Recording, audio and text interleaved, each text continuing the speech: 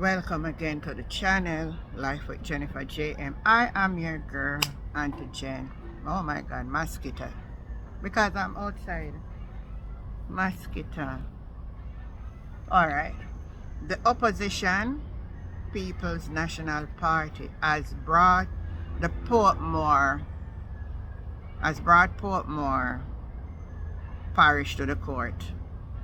The parliamentary opposition has filed an affidavit of urgency asking the Supreme Court to temporarily block the enactment of the law passed to establish Portmore as a parish. In the affidavit, arguing that it violates the Constitution of Jamaica's people. Member of Parliament for St. Catherine Southern Fitzjackson filed the document on March 17, 2025 in support of claims brought by him, Mayor of Portmore, Leon Thompson, and Councillor Claude Hamilton and Van Rick Priddy. So, the case is now before the court. It was filed on March 17, and they asked the court to deal with it in urgency. So, we are hoping to see what the result of that will be. You see? This administration believe that they can just do anything as them like, force anything where they want from people, and people must accept it. And it will just not work. Alright. Jackson want the status of Portmore unchanged until the High Court decide whether the government violates the Constitution in the passing of the Counties and Parish Amendment Act. Attorney General Dr. Derek McCoy and Minister of Local Government Desmond McKenzie has been named as the defendant. McKenzie piloted the bill through the House of Representatives in February. Jackson argued in the 3-page affidavit that the act, which is now awaiting the assent of the Governor General Sir Patrick Allen, are an effective date. Right. So the effective date notice from McKenzie is brought into effect will result in potentially irreparable constitution breaches. He said these breaches would include, according to the document obtained, the violation of the structure of local governance, the democratic right of the electors, and fundamental principles of fairness and the rule of law. According to Jackson, the act by establishing Portmore as a new parish altered the constitutional boundaries directly, contravening paragraph 2 of section schedule of the Constitution, which explicitly prohibits the boundary of a parliamentary constituency from crossing parish boundaries. Jackson said if the act is implemented before judicial determination, it will infringe the Jamaican Constitution and result in confusion regarding electoral representation, constituency delineation, and the right of voters and elected officials, including him. He said that already the act is causing confusion among constituencies and communities. The interim relief sought is necessary to preserve the status quo and to ensure that no constitutional action is taken before the court as at the opportunity to determine the lawfulness of the act, said Jackson. He wants the court to grant an urgent hearing to prevent the implementation of the act. So the request come amid suit filed by Jackson, Thomas, Hamilton, Petty against McCoy and McKenzie.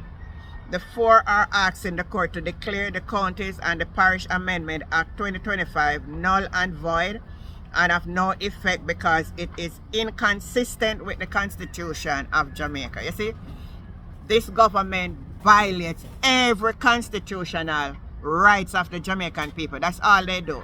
They never work within the ambience of the Constitution of Jamaica. They just want to do whatever they want to do.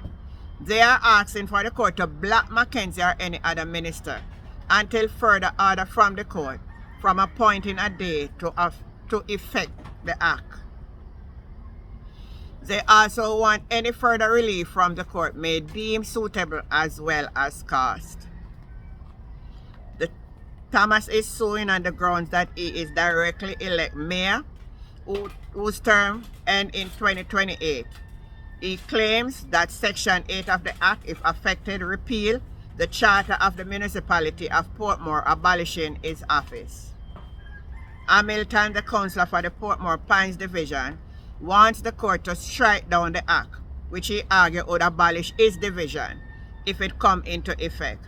According to the court document, he is elected to serve as one of the areas that currently are part of St. Catherine, but which Act redesigned as part of the new parish of Portmore.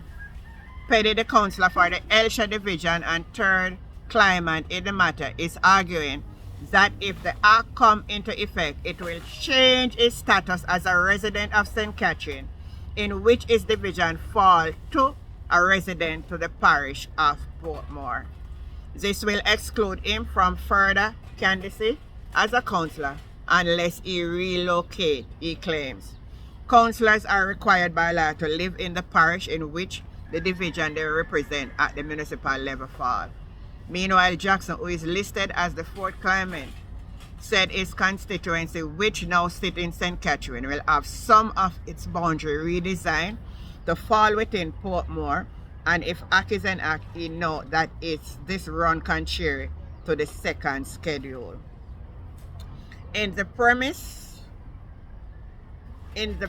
of the claimant, it's person with sufficient interest in the subject matter of this claim and a person who allege that provision of the Chapter 3 have been contravened in relation to him with the meaning of Section 19 of the Constitution.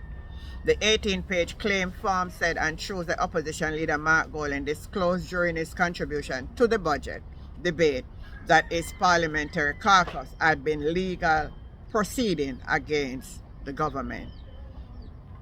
So here we are seeing again another lawsuit battle against the Jamaica Labour Party, always violating the Constitution of Jamaica.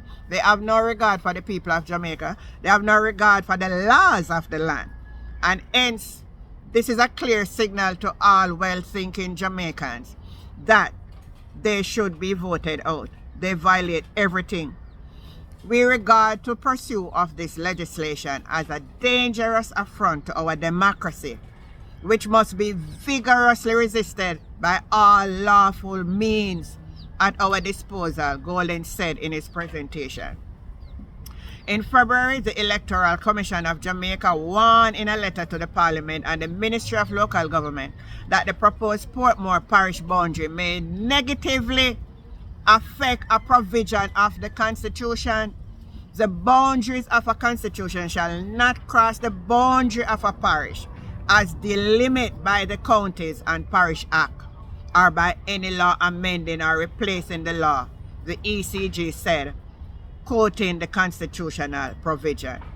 It is not clear whether the ministry has responded to the ECJ, but they go to Parliament and they pass the law to turn Portmore into the 15th parish of Jamaica.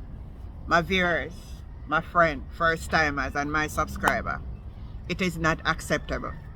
And we must send them a strong signal that we will not tolerate any dictator in our country. We have never had it before and will not accept it now. So leave your views, leave your comment, like, share and subscribe to the channel Life with Jennifer JM, and let me know what you think about it. The opposition taking the government to task upon to court to make Portmore the 15th parish. Leave your comment and the conversation continue, and I am your girl Auntie Jen. Catch you next time. Bye.